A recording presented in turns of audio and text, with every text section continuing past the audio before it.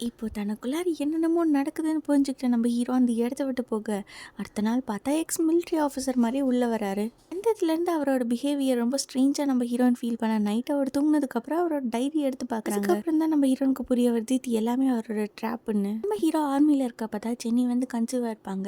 இந்த குழந்தையோட உண்மையான அப்பா ஜெனியோட ஃப்ரெண்டாக இருக்குமோ, அவங்களுக்குள்ளார ஏதாவது அஃபேர் இருக்குமோன்னு சொல்லி நம்ம ஹீரோக்கு டவுட் இருக்குது. அதனால தான் காட்டுக்குள்ளார யாருக்கும் தெரியாமல் இந்த மாதிரி ஒரு ஆர்கானிக் ஃபார்முக்கு கூட்டிகிட்டு வந்து குழந்தை பிறந்ததும் அதை கொல்லலான்னு ஒரு பிளான் போட்டிருப்பாரு. இப்போ தன்னோட ஹஸ்பண்டை அடிச்சு போட்டு பாத்ரூம்லேயே அவரை லாக் பண்ணிட்டு வெளியில் வந்து வீட்டை மொத்தமாக நம்ம ஹீரோயின் வந்து கொளுத்துறாங்க. டோரெல்லாம் லாக் பண்ணிட்டு இப்போ நம்ம ஹீரோயின் வீட்டை விட்டு ஓட ஜெனியோட ஹஸ்பண்ட் எப்படியோ அந்த நெருப்புலேருந்து தப்பிச்சு வெளியில் வந்துடுறாரு. வீட்டுக்குள்ளார ஓடிட்டு இருக்க நம்ம ஹீரோனுக்கு இப்போ டெலிவரி பெயினும் ஆயிடுது. அவங்க அப்படியே மயக்கம் போட்டு விழுக அதுக்கப்புறம் நம்ம ஹீரோ தான் அவங்கள காப்பாற்றுறாங்க. இல்லை நம்ம ஹீரோ டிப்ரெஷனில் ரொம்ப ஆல்கஹாலிக்காக இருந்திருப்பாரு. அதனால் இது அவரோட குழந்தை தான் அப்படின்னு சொல்லி அவராலே நம்ப முடியாது. ஹீரோனுக்கு ட்ரைனிங் கொடுத்த மாதிரியே அந்த மெத்தட்லேயே குழந்தைய பெற்றெடுக்கிறாங்க. குழந்தை பிறந்ததும் கொல்லலாம் ட்ரை பண்ண அப்போ தான் நம்ம ஹீரோ பார்க்குறாரு அவருக்கு இருக்க அதே பாத் மார்க் அந்த குழந்தைக்கும் இருக்கு. நீ சொன்னது எல்லாமே கரெக்ட் தான், நாம் தான் தேவையில்லாமல் சந்தேகப்பட்டோம் அப்படின்னு சொல்லி பழசெல்லாம் மறந்து அந்த குழந்தையே ஏற்றுக்கிறாரு.